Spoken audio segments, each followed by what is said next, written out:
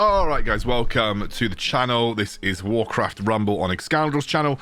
We're going to dive straight into Undead. I got a request on the last video to do Undead next in terms of talents, so that is what I'm going to do. Then I'll do Beast, and then I'll do Blackrock, or maybe I'll do Blackrock then Beast. Beast is the least interesting. So we'll start off, as usual, we're going through the units, and then we'll do the leaders as well. Now, there are only 2 Undead leaders, so a little bit shorter. But let's jump through the units. We'll start off with Abomination, because we've got him there. We have got 3 talents for Abomination. All of them are okay, by the way. Fresh Meat, after hooking a target, deal double damage on the next attack. Now, that's okay, but frankly, most of the time when you're hooking in a target, they're not going to last very long anyway. So it's kind of a bit of overkill. I'd call this talent a bit overkill. Obviously quite nice that it deals double damage to everything that you're hitting, but frankly, not exactly the most impactful talent ever. Cannonball. On deploy and at 50% health, stun nearby enemies for 5 seconds. 5 seconds is a long time. And also, if you're running a Abomination deck with a heal, if you heal above 50% and then drop below 50% again, you're going to get another 5-second stun. So it's a really good talent in that respect, and is actually very good. Noxious Presence, poison nearby enemies every 3 seconds. I personally opted for Noxious Presence because I think it's the best in terms of PvE and PvP. Has a bit more widespread applicability. Doesn't rely on you placing Abomination on top of units. Has impact, in terms of dealing damage to structures and dealing damage to tanky units. It just makes Abomination a bit better overall, in my opinion. So I quite like Noxious Presence in terms of talent. But Cannonball is also very good. So there isn't really like a clear-cut favourite in that sense. Necromancer. So, Jeweled Skulls. Summon Skeletal Mages instead of Skeletons. Breath of the Dying. On death, summon 5 Skeletons. And Cult of the Damned. On kill, summon a Skeleton. Personally, Cult of the Damned stands out to me as the best talent here. Breath of the Dying is just kind of like a bad Cult of the Damned. And Jeweled Skulls is not bad, but frankly, you already have the ranged and sort of ground to air option just by having the Necromancer up anyway.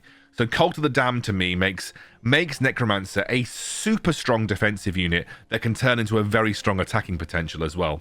If you have Cult of the Damned versus a squad and you're able to kill off 3 or 4 of that squad with the Necromancer, you're summoning skeletons every time you kill a squad member.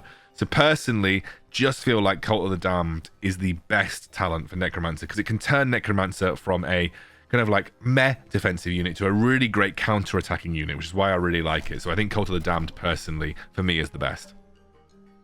All right, we'll jump into Gargoyle.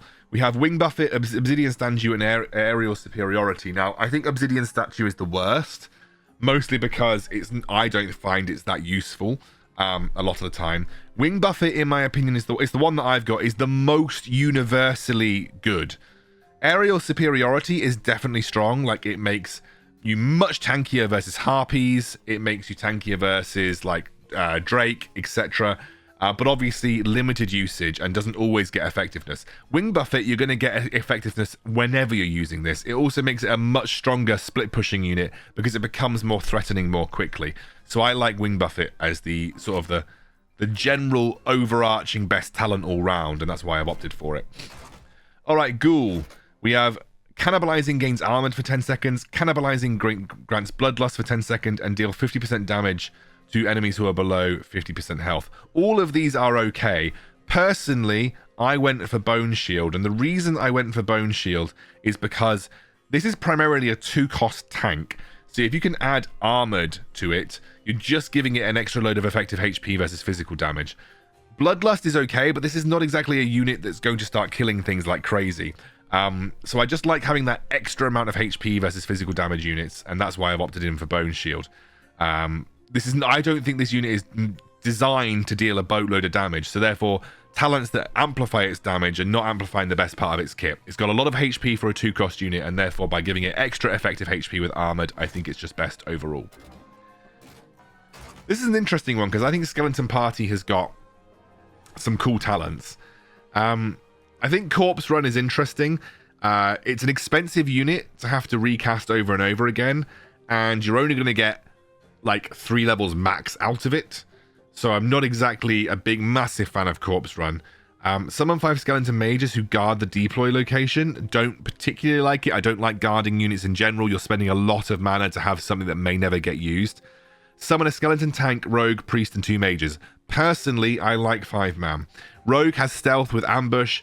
Skeleton tank has armored. The priest heals, and you get 2 mages out of it as well.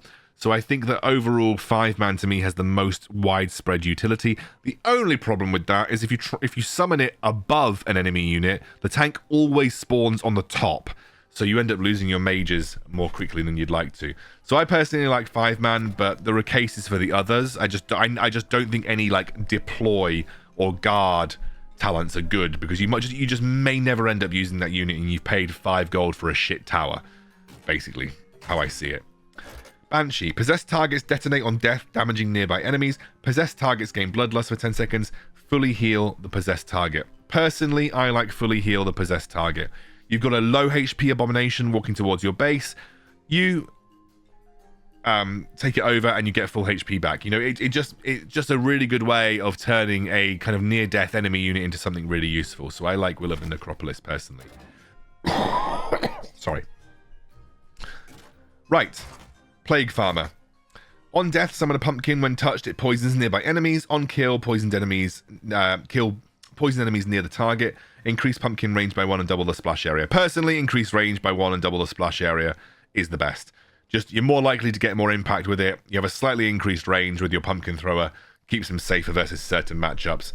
And the other ones, like poison nearby enemies near the target on kill. Well, if you're throwing it near the target and you've got an increased splash area, surely you're just poisoning them anyway. And Parting Gift, you know, again, may never get run over. Only poisons one target. Personally, just think the increased splash area and the range by 1 is the best here. So this is another interesting one. 1 skeleton gains armor, 1 gains resist, and 1 gains stealth. Cackle gain taunt. That's the most useless one because they have got like 2 HP and they die instantly. If deployed near a tower or a meeting stone, deploy 2 additional skeletons. I went for the value of Exhume. 2 additional skeletons. You're using it unbound near a base, unbound near an enemy tower. You're going to get 2 additional skeletons. I just went for the value of it. It just makes it a much better 2-cost unbound. You're going to get 4 skeletons overall. Or, no, sorry, 5 skeletons overall. So it ends up being like a small skeleton party, which costs significantly more. Armored, resist, and stealth is not bad either. So I think questing buddies is fine. But you've got to remember, they do have low HP regardless. So, you know, you're not exactly gaining that much more effective HP out of armor and resist on units like this. So that's why I think Exhume's just the best in terms of value. Meat Wagon. I've been thinking about this one for ages because I actually have the talent to purchase. Every other attack summon a skeleton instead of dealing damage. I think that's bad. Skeletons die too quickly. Increase bombard range by 2 and gain fury. So, already have a very long bombard range. And bombard only, I think, affects towers. I'm just going to double check here. Attacks ground enemies only. Okay, so no, it increases the ground enemy damage by range by 2, but you already have a very long range on this unit, so I just don't think the extra range is even that much more important. Gaining fury to me feels like the best talent on Meat Wagon. It just means you're going to increase the DPS, increase the attack speed, and hopefully be much more effective at taking towers. It's not a great unit anyway, to be completely frank with you guys. But just adding fury to it might just make it a bit more effective at taking down big targets. That's my personal opinion anyway. Here we go, Cheat Death. Affected minions gain bloodlust but die when the effect ends. Vampirism, affected minions are healed when taking damage. Affected skeletons resurrect at your base when they die. So the problem with Seal Fate is that you don't... This is the whole point of this is to keep them from dying. So I don't particularly like Seal Fate. Apocalypse is so situational depending on whether you've actually got skeletons in your deck or not. And I personally just think Vampirism gives the units the most utility. So I think that Vampirism is personally the best spell for Cheat Death, or personally the best addition for Cheat Death.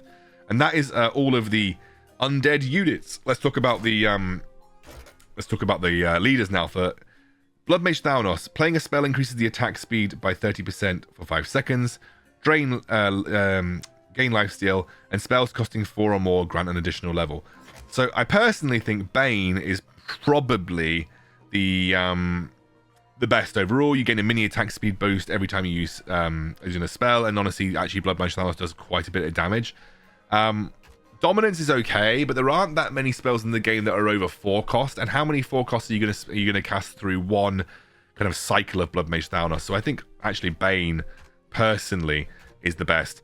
The reason I don't like Drain Life is because, from what I've heard from people who have that talent, is that the Drain Life amount is pathetic. So I just think that Bane overall is the best talent for Blood Mage Thanos. Really boosts his DPS output. Sorry, guys. And Baron Rivendare.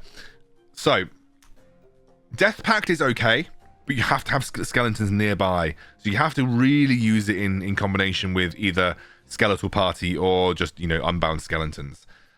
Nearby skeletons gain Bloodlust, not that big of a deal in my opinion, and then Chill of the Grave. Now, I think Chill of the Grave is the best talent.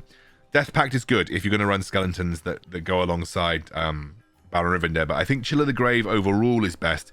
It turns your relatively useless skeletal warriors into skeletal mages that have anti-air properties and have a chill effect. So I just think it's the best utility spell for Baron Rivendare. So if you're looking for a talent for Baron Rivendare, I would definitely recommend Chill of the Grave.